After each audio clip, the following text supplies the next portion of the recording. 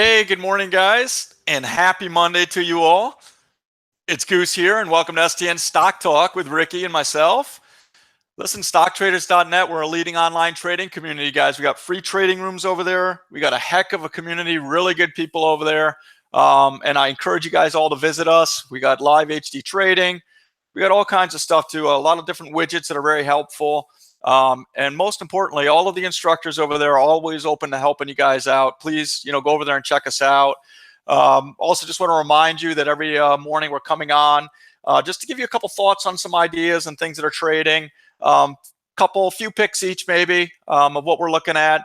Not always the top ones on the radar on all your scanners, because try to give you something a little interesting as well. But with that in mind, guys, make sure you're reading the disclaimer below. We're not looking to give you a whole bunch of different ideas, but you guys make your own decisions. These aren't solicitations, just for informational purposes and try to help you guys along. So with that being said, I'm going to turn it over to Ricky. I'm excited to see what he has for us this morning. It's Monday, and let's get things cracking here. What do you got, Ricky? Thanks a lot, Goose, and welcome to Stock Talk with Ricky and Goose. Hope everyone had a great weekend. Now, just a disclaimer, if you guys hear a baby in the background, I got my 1-year-old home with me sick, but we're going to make do. The first thing on my list today, guys, is ONTX. And, with earnings season winding down, the money's probably going to start to rotate back towards some of these microcap plays and these bios. So ONTX is a known turd. They did an offering last month. It has a ton of warrants at 101. The problem is they're preferred convertible, which they don't have enough authorized shares to fulfill. So they'll be voting March 21st to increase the AS, and then those will become convertible. But they sold over 5 million common in the same offering, and I'm willing to bet those will start hitting the market.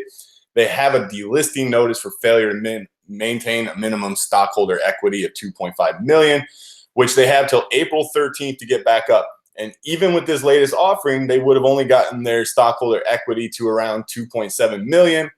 But that would have been only using last September's numbers, which we know with a burn rate like theirs, there's no way their cash position is even near what it was then. They have an effective shelf, but with their low MVPHS, they can't even use it for very much. I'm assuming what they're going to do is rely on the vote in March to increase the AS in order to realize the gains from those preferred convertible, in order to raise their funds that'll push them over the threshold just in time for that April 13th deadline. But as of now, I'm bearish on this, and I would love to see an extension for a short, but you can already see that that may not happen. It looks pretty weak off the early stuff. Looks like it's almost retraced 50% already, but I've got locates on it, and I'm praying for a pop towards 2 or higher. The next thing on the list, guys, is CLSD. Now, these guys have absolutely no cash. They are up on positive primary endpoints on a phase 3, and they will be applying for an NDA in the coming months. But with zero cash, they have a 50 million ATM with Cohen. For me on this name, it's going to be the higher the better. I'm going to be watching for this thing to squeeze and then show some lower highs and lower lows. I am short bias on it with it gapping up this large. That doesn't mean I'm going to be jumping in front of a moving bus. Always has to set up first, guys. FinViz shows this with an institutional ownership of around 64%. But as always, FinViz is wrong. It is not that high, but it is high enough to warrant caution in how you play this.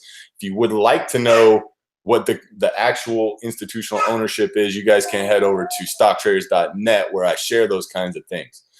The levels that I'm looking at on it, you can see on the daily. Let's go to the weekly. This is what we're looking at. We have a very long-term base that we are breaking out of above a key psych level of 10. So I would prefer this thing to get to 15 or higher before it really looks extended to me. Even with it gapping up 65% at the moment, I still think this thing could do 100% or more, and then I would be looking for the short. I know a lot of people may say, well, why don't you take the long until it gets up there? Because it's too extended as of right now.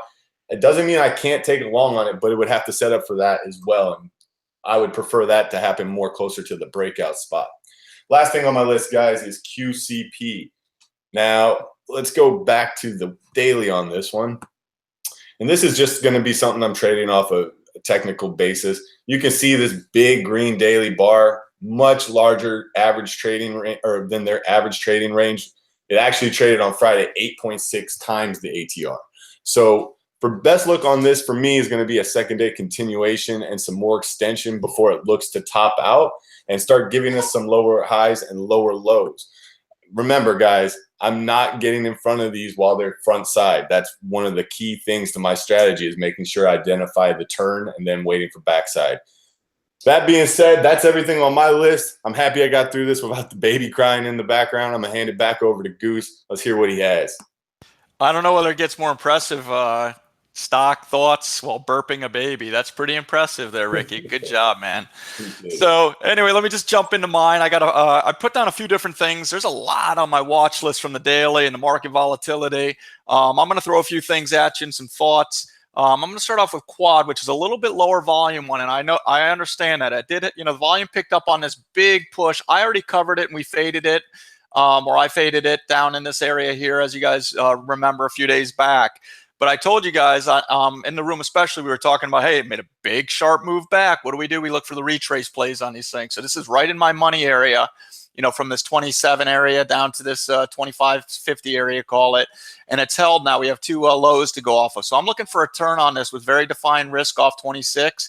It is a low volume name, so entry's got to be key. There'll be some range in, between the bid and ask. There'll probably be a decent spread in it.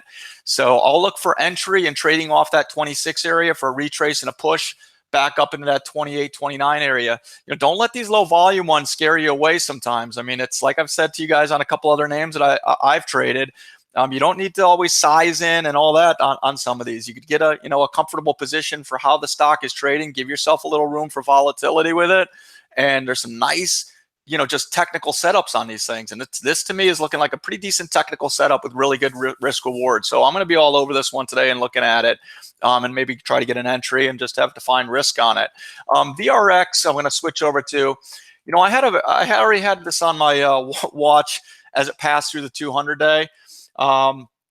And what I had I'll pull this back a little bit. You could see on the daily, if you go back a little bit, this was an old resistance level, this 1480 area. So when it kind of reclaimed this area on Friday, it became intriguing to me. Now, what do? The stock's up 68 cents. Great idea, Goose. Okay, well, listen, first of all, two things. If it wants to, make a quick push and I don't get an entry on the long, I drew a little line up here. If it wants to push up in the 1670 or 17 area and have a crazy day today, I'll look to fade that. I think that's too quick of a move. I will eye it also at the 200 day. Keep in mind now, going off the pre-market action, if I could get an entry down in this 1520 or 1530 area, I'd long it, but I'd only be looking for a push on 16 on that. So there's not a lot of meat on the bone, but I would look to join a trend. I could trade it trade some volume, so I'll be comfortable with being able to get something on and look for a 20, 30, 40 cents trade on it. But I'm definitely long bias on this for a bounce off of this level. I would have loved my entry to be a little bit better.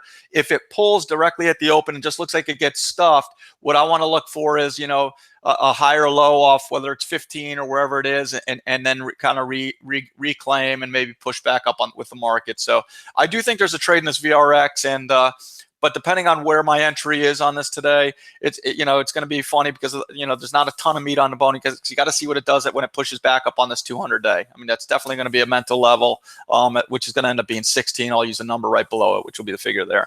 So continuing on, let me switch over to Walmart. I've had a lot of questions about Walmart, and it's 100% on my watch, and I actually like the long playing it off the 200 day. I drew a little line, just so you can see on the daily, a little prior resistance area, a little prior support area, as well as right where it is, right where the 200 days lining up. This is the thing with Walmart, guys. If you're looking at Walmart, you got to remember it's going to trade with the market. So somebody asked me this morning, as far as with the SPY and all that, don't you worry about some of the. Of course, you got to be smart about it and use very defined risk reward on something like this, because if the market gets heavy, you're not going to convince me that this is going to break down to the 200 day and try to find a new level. Do I think from a swing position it's a long? Yeah, I like the idea from a swing position, but if I were to take a swing on it, I'd be pretty confident, say, hey, I want to size myself accordingly, knowing it could come down as low as 80 or something like that to this other prior resistance level if it wants to break through here and break through this 85 area or 86 area. So I'm not wishy-washy on this. I do like to bounce up off this 200 day and maybe a push back up on 92 or 94, but just be aware with the market. Don't be naive and thinking a heavy market, if the market wants to come in, that this thing is going to be the only name that's going to rip back up to 100. Just doesn't work that way, okay? So Walmart I do like, though. And I'll finish up with a little bit more complicated one, and I'll try to be quick with it, is on TENX. This is actually very intriguing to me, and let me pull this back out. I had the chart up for Walmart here. But this is a typical retrace play for me. Now, I want to make sure I cover this right. Is I'm not suggesting I feel like TENX is going to run back up to 10 or 12 bucks or anything like that. But this is right at the 50, closed above the 50-day, closed right at the 60% retrace area. And you see these pivot areas here, which were old support levels. I drew a line that you could see, and old resistance levels. So this is a real interesting part, the $7 area or 720 area. So I'm considering a long on this thing. For a bounce play, I'd have to be good entry. I'd rather see it wash down a little bit at the open to that 720, 730, make a higher low, and trade it for a push back up on towards that $9 area, which is the 200 day. I don't think it's going, in my opinion, back up to 12 or anything like that. But I do think you could get a quick bounce. I think that was a real quick retrace on Friday. That being said, if it stays heavy and the opportunity's not there, I won't even look at it. I'll let it fail through 7, and my next area of interest will be around $6 and see what happens there. But I definitely want to have it on. These retrace plays a lot of times work for me. So I want to have it on my list and not look back and say, why did I miss that one? So anyway, guys, that's going to be it for me. Guys, stay safe early in the month, first day of the week. Stay patient, wait for your setups. There's a lot out there with the volatile market and the bounces in the market. So don't feel like you have to marry one idea today and just stick with it and make that idea work. It's okay to take a loss, move on, and don't miss out on the opportunities out there because you're sitting in one position. So be real smart, and it's okay to stick and move and follow what the market's doing with you, especially on the names like Walmart. And stay safe. Let's start off the week great, guys. Hope to see you guys over there at StockTraders.net, and we'll see you tomorrow morning, 9:05. Ricky, off to you. Thank you, buddy. And just like he said, guys, hopefully you guys can get yourselves over to StockTraders.net. I don't know what you're procrastinating or hesitating or sleeping on us for, but you guys need to come check us out. If you have a plan, go ahead and take the trade. But if not, stay out, stay safe. Let's go out there and crush it, guys. Peace.